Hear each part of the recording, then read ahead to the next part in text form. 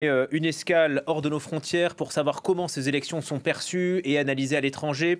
Cette fois, on atterrit à Washington où nous attend Mathieu Mabin. Bonjour Mathieu. D'abord, intéressons-nous à ce que les Français basés en Amérique du Nord ont voté. Ils restent attachés à Macron. Oui, alors ici en Amérique du Nord, les résultats de ce premier tour tranchent franchement, vous l'avez compris, avec ceux de votre côté de l'Atlantique. J'écoutais Roselyne longuement à l'instant. Le paysage est tout à fait différent. C'est effectivement Roland Lescure, actuel ministre de l'Industrie du gouvernement de Gabriel Attal, qui arrive en tête avec 39% des suffrages et 3 points devant le candidat du nouveau Front populaire qui lui enregistre cependant le score élevé de 36%, ce qui pourrait paraître un peu contre nature quand on parle de l'Amérique du Nord. Mais vous allez voir qu'il y a des explications.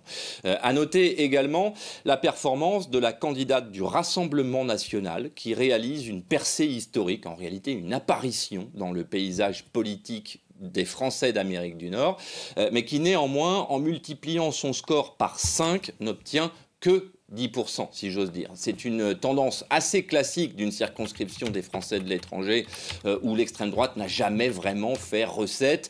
Et c'est là qu'on commence à expliquer les différences entre les résultats de France et des circonscriptions de l'étranger par une somme de facteurs plus sociologiques dans le fond que purement politiques.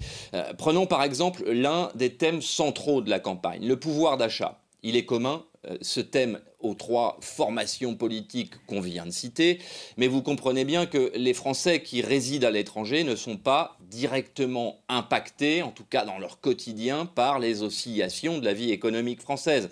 En tout cas, pas dans les mêmes proportions que chez vous, dans l'Hexagone. Sur le sujet des retraites également, il y a aussi des différences, évidemment, selon qu'ils sont des expatriés de longue date ou des binationaux, ou qu'ils soient juste de passage au titre de la coopération ou pour une affectation courte dans une entreprise, par exemple. Les Français d'Amérique du Nord et plus largement les Français de l'étranger sont souvent appelés à rejoindre le système de cotisation du pays dans lequel ils résident.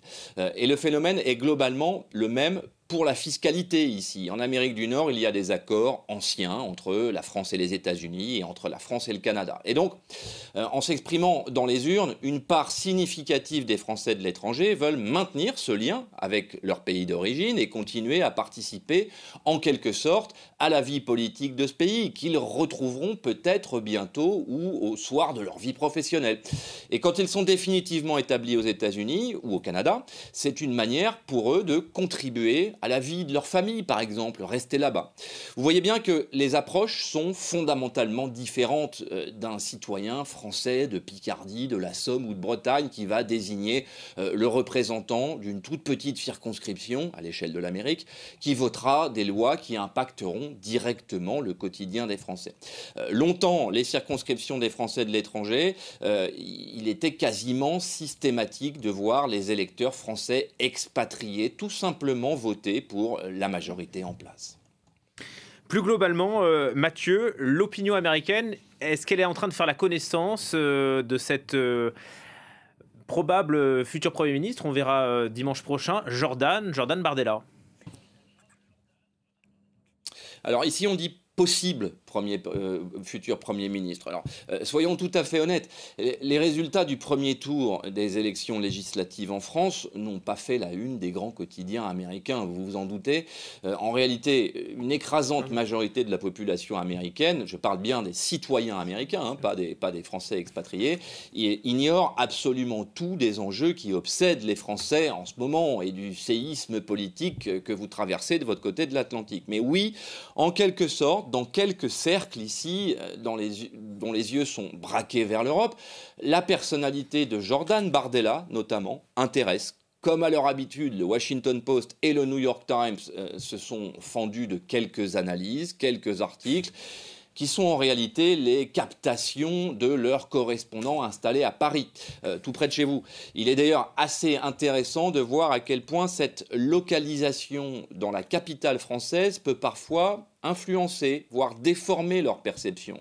C'est un phénomène qui nous est familier d'ailleurs à nous, correspondants étrangers à Washington, puisqu'il est parfaitement clair que le meilleur moyen de se tromper dans l'analyse d'une situation politique nouvelle, c'est de rester enfermé dans la capitale, au contact de ce que le pays peut avoir de plus progressiste. C'est très marqué ici aux États-Unis, de plus progressiste et dans le fond de plus ouvert. En clair, si les correspondants du New York Times ne vont pas en Picardie, à Hénin-Beaumont ou à Plouhinec, ils commettent les mêmes erreurs que nous. Ici, si nous n'allions pas en Louisiane ou en Alabama. C'est pour ça qu'on vous envoie des reportages de ces régions.